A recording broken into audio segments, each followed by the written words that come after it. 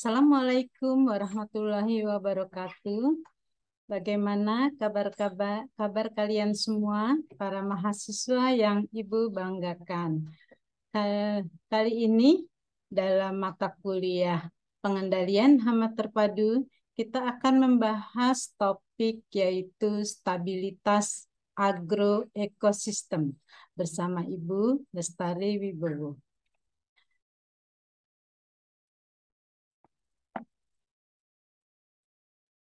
Selanjutnya, ya,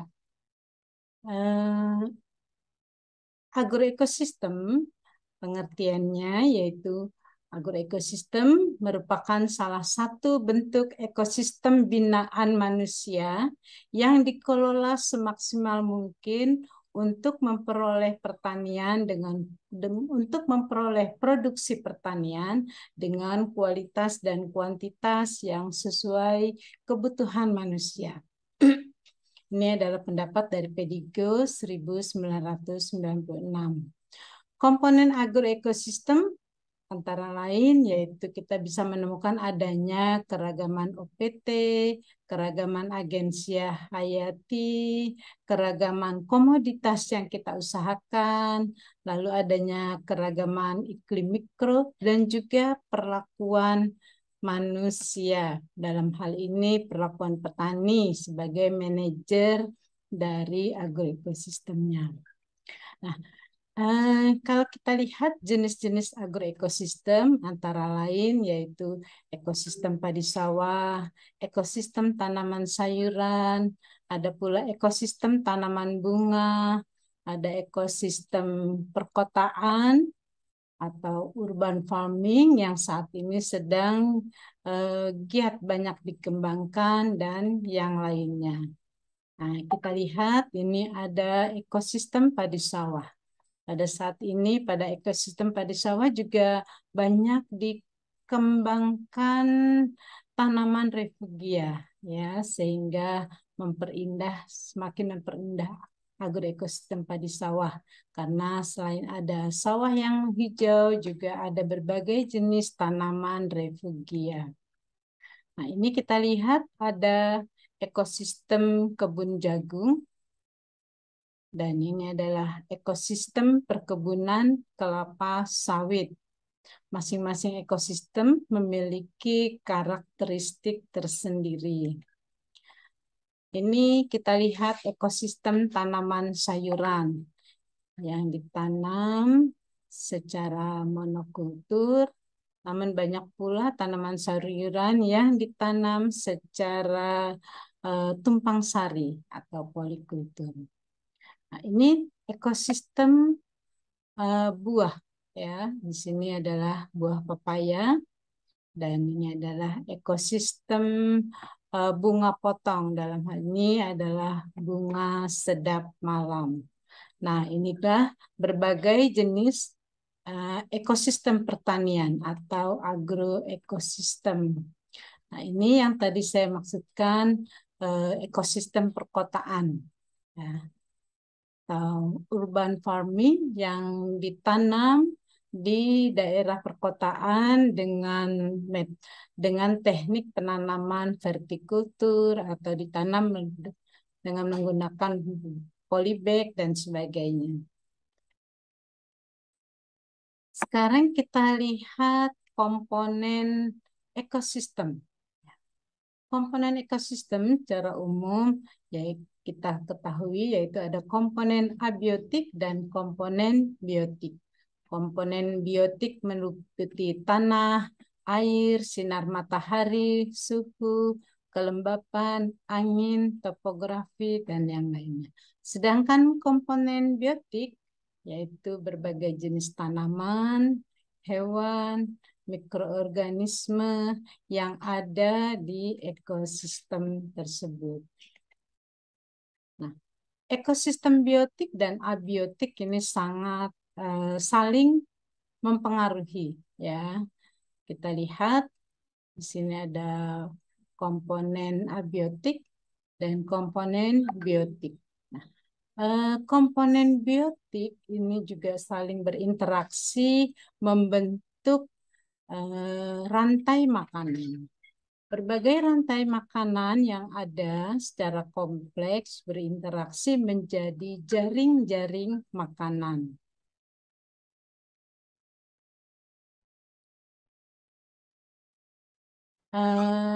Nah, ini adalah rantai makanan yang membentuk jaring-jaring makanan.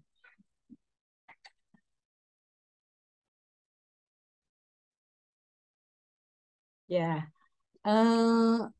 jaring-jaring makanan yang tergabung dalam yang ada di ekosistem ini harus kita pertahankan, ya, diversitasnya, eh, interaksi ini karena akan menentukan stabilitas dari ekosistem tersebut. Semakin kompleks diversitas, semakin kompleks jaring makanan yang ada, maka akan semakin stabil ekosistem tersebut. Nah, lebih dalam kita bahas tentang stabilitas ekosistem. Ekosistem yang stabil tercipta karena interaksi yang kompleks dan seimbang antar komponen ekosistem. Jaring-jaring makanan yang kompleks menciptakan stabilitas ekosistem. Maksudnya di sini sehingga tidak ada suatu populasi yang akan meningkat dengan pesat dalam ekosistem tersebut karena ada berbagai organisme yang mengendalikan. Sehingga semakin kompleks jaring-jaring makanan yang ada, akan stabil ekosistem tersebut. Kita lihat semakin tinggi diversitas atau keanekaragaman, maka stabilitas ekosistem tersebut juga semakin tinggi. Hal ini ditemui pada ekosistem alami seperti hutan, rawa, lautan, padang rumput, dan yang lain-lain. Sehingga kita tidak pernah mendengarkan kasus misalnya di hutan terjadi eksplosi atau peningkatan populasi belalang atau populasi tikus, tidak.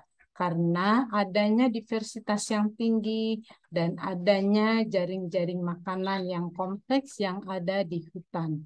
Sehingga stabilitas pada ekosistem hutan itu tinggi. Dengan kata lain, ekosistem hutan memiliki stabilitas. Nah, beberapa ahli ekologi dan entomologi mengatakan meskipun jaring-jaring makanan pada agroekosistem lebih sederhana, namun masih cukup kompleks dan dinamis.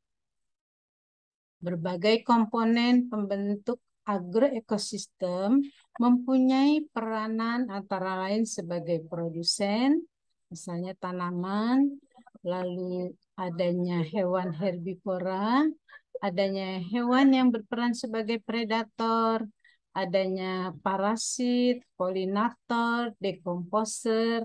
Nah, komponen ekosistem ini cukup kompleks dan mampu menciptakan stabilitas agroekosistem. Berbagai jenis arthropoda yang ada pada agroekosistem memiliki peranan yang beragam, antara lain sebagai herbivora, predator, parasitoid, penyerbuk, pemakan plankton, dan dekomposer. Arthropoda tersebut saling berinteraksi membentuk jaring-jaring makanan. Pada agroekosistem dengan diversitas yang tinggi akan terbentuk jaring-jaring makanan yang lebih kompleks sehingga mendukung terciptanya agroekosistem yang stabil. Pada agroekosistem memang stabilitasnya lebih rendah dibandingkan ekosistem alami. Namun, stabilitas tersebut dapat diupayakan dengan cara pengelolaan agroekosistem yang tepat dan bijaksana. Bagaimana caranya? Yaitu dengan menerapkan pertanian berbasis konservasi. Jadi dengan melakukan pengelolaan agroekosistem yang baik dan tepat, ini merupakan upaya untuk menciptakan stabilitas pada agroekosistem. Dengan pengelolaan agroekosistem yang baik dan tepat, dan juga keanekaragaman kita usahakan untuk kita tingkatkan, maka akan terbentuk jaring-jaring makanan yang lebih kompleks. Dan ini akan mendukung terciptanya stabilitas ekosistem pertanian. Sekarang kita lihat sistem pertanian berbasis konservasi. Nah, ini saat ini sistem pertanian berbasis konservasi selalu dikembangkan ya, dan diterapkan di tingkat masyarakat tani. Ya. Pada sistem pertanian berbasis konservasi, ini diupayakan untuk meningkatkan diversitas atau keanekaragaman. Lalu aplikasi pestisida juga dihindari seminimal mungkin. Kalaupun akan melakukan aplikasi pestisida, kita pilih pestisida yang ramah lingkungan, misalnya pestisida nabati atau pestisida organik.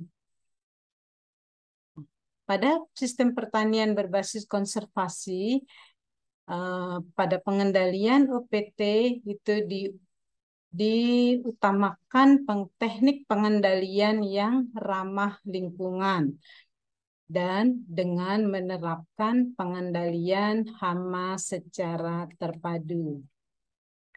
Nah, jadi tindakan-tindakan yang bisa kita ambil dalam pengelolaan agroekosistem dalam PHT, misalnya teknik budidaya yang baik, ya, seperti penggunaan varietas unggul, pola tanam yang baik, pengaturan jarak tanam dan waktu tanam, dan juga tindakan budidaya yang lainnya. Selanjutnya yaitu pemanfaatan dan pelestarian agensia hayati. Kita tahu pada agroekosistem itu terdapat aneka ragam agensia hayati.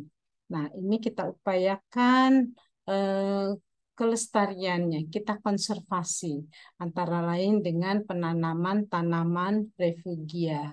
Kenapa? Karena tanaman refugia dapat menjadi mikrohabitat bagi berbagai jenis agensia hayati.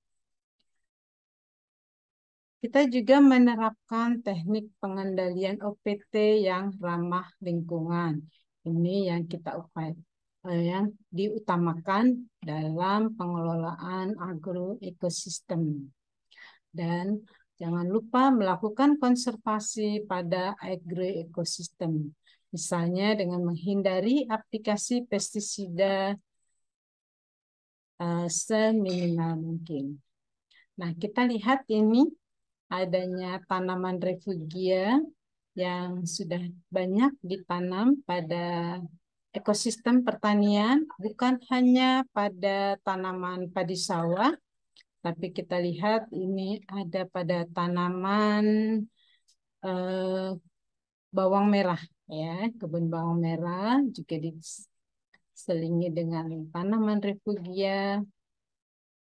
Nah, pada agroekosistem yang stabil, ini maka peluang terjadinya peningkatan populasi organisme pengganggu tanaman atau OPT itu lebih kecil. Kenapa?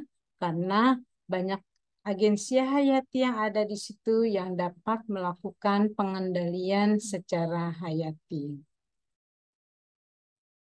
Populasi OPT biasanya berada di bawah ambang ekonomi.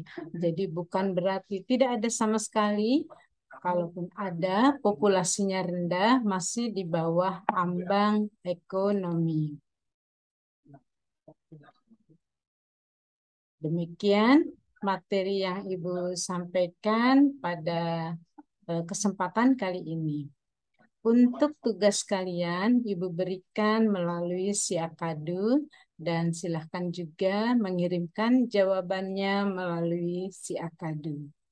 Oke, dan Ibu minta kalian juga memperkaya materi tentang stabilitas agroekosistem melalui berbagai jenis literatur yang lainnya.